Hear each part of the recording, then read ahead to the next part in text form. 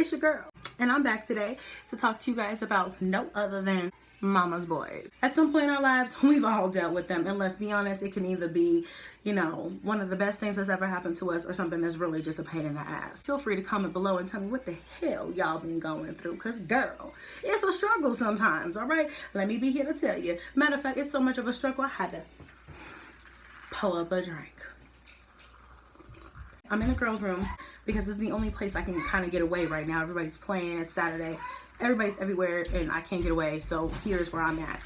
This is the only room that was free, so this is where we're gonna be. Okay, let's get started. So what prompted me to really speak about this or talk about this was because, you know what, this is not the first time I've had to go through it. One of my exes was such a baby's mama that, like, literally I couldn't be with him anymore. Like, I literally couldn't, amongst other things. But that was a big thing. Like, your mom literally ripped us apart. And you let her. And that to me shows you're a puss. And I can't fuck with that. On the grand scheme of things, I feel like there's different types of mama's boys. There's your mama's boy who basically is still sucking on the titty. I mean, let's just be for real. He's still sucking on the milk. He's still getting breastfed and getting his ass wiped. That's how far up his mama's woo-hoo-hoo that he is. Then you have your medium intensity where it's like 1 foot in, 1 foot out. Like, he's got one mouth on the titty, but one hand in the real world. You know what I'm saying? Like, that type of mama's boy. And then you have, you're more laid back. Like, my husband is like, that's my best friend. She's all I got. That's the world to me. And that is fine. But what comes with that is the same thing that comes with the other two categories, which is like, okay, well, my mom's never wrong.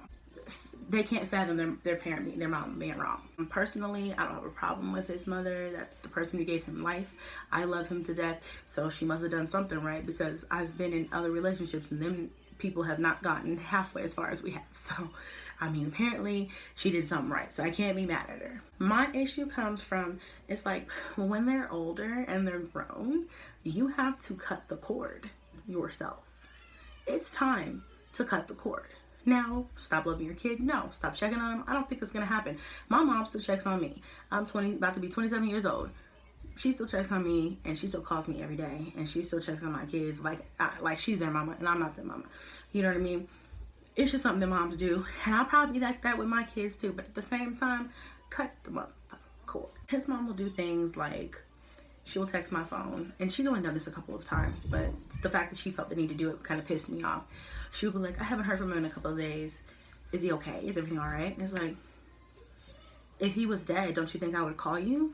Or if he was sick, don't you think I would call you and let you know? Like, give me some credit. Like, I felt like when she came at me, it was like, so what'd you do? Kill him and chop him and put him in your backyard? I just want to know. I was like kind of offended, but I was still cordial. I was just like, he's fine. He's just been going to school and working. He's got a lot going on this week. It's just, he's busy, but I'll make sure to let him know that you really need him to, get back with you because you're concerned about it. But inside, bitch, didn't even ask me how your grandson was, though. Okay, you forgot about that, though. But you first thing out your, well, how's it? So I was a little irritated.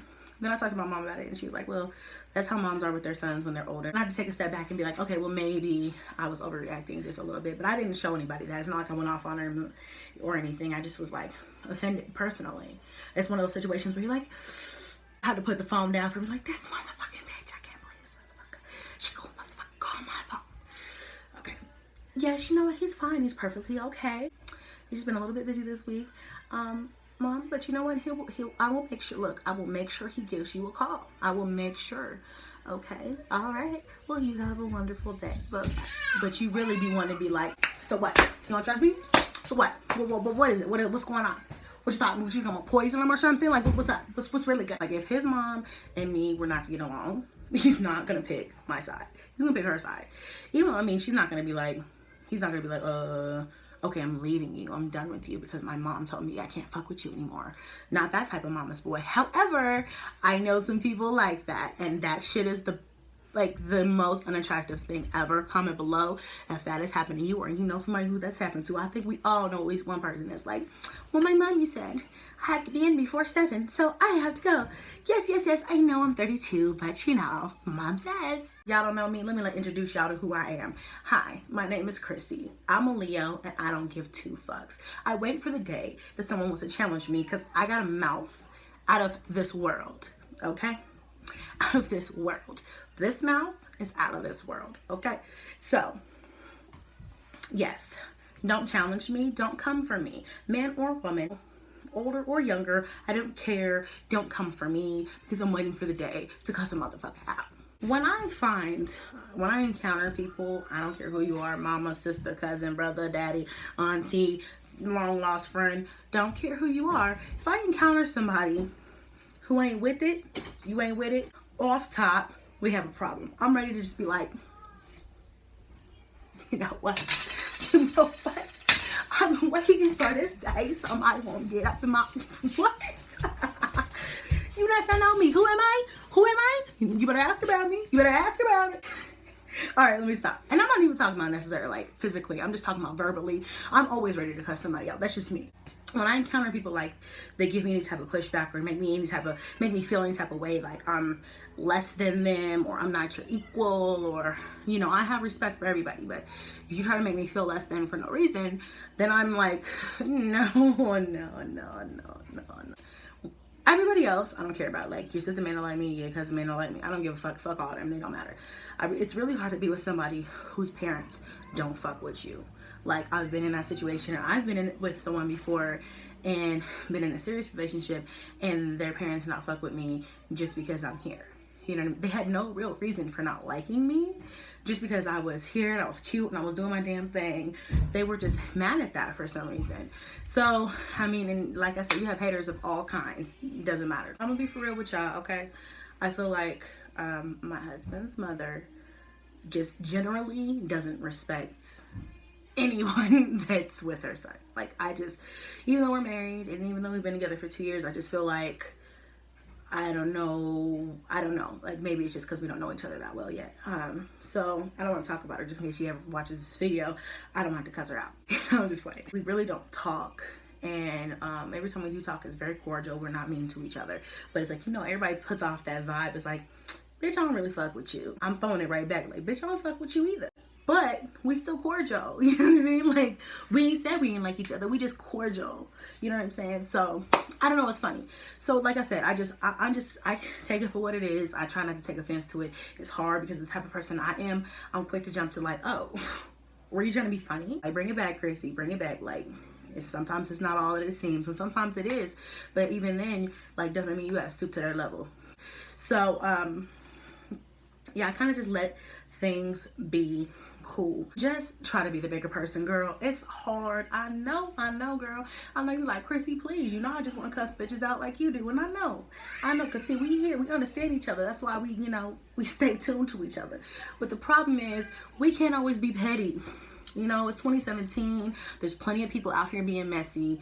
And if you're messy, it doesn't show anything, but any type of point that they're trying to prove against you, it just proves that point. So I just say, personally, try to be cordial as long as you can. Now, if somebody just really does something ratchet to you, or if his parents do anything ratchet to you, or mama does anything ratchet or wrong towards you, I mean, that's where you go to your significant other and you're like, look, I understand you have an allegiance to your parents and to your mom and that relationship, and I respect that relationship, but you are my man, we're married, or we're in a serious relationship, or we have kids together, and you still need to hold me with value too.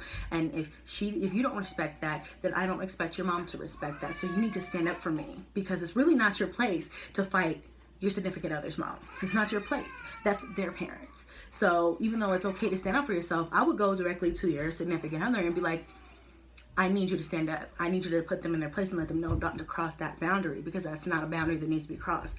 We're in a relationship, and even if they feel like, oh, she's not going to be around for long, and even though they're married, they're not going to be married for long, and even though they have kids, it don't matter, he ain't going to be there for long, I don't like her, or whatever. That's not for her to decide. It's not for them to decide. It's not for them to judge. It's nobody's decision or business what you're doing or how you do it.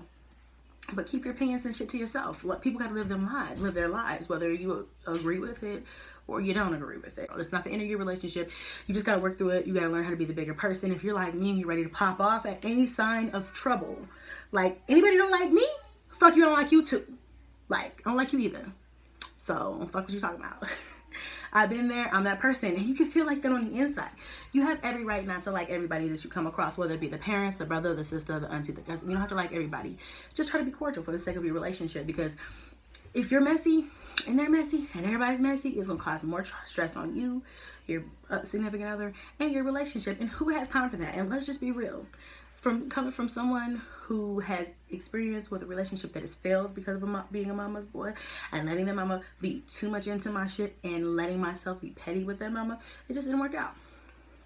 It just didn't work out. So tell me what you guys think below. Tell me if you guys have had this issue.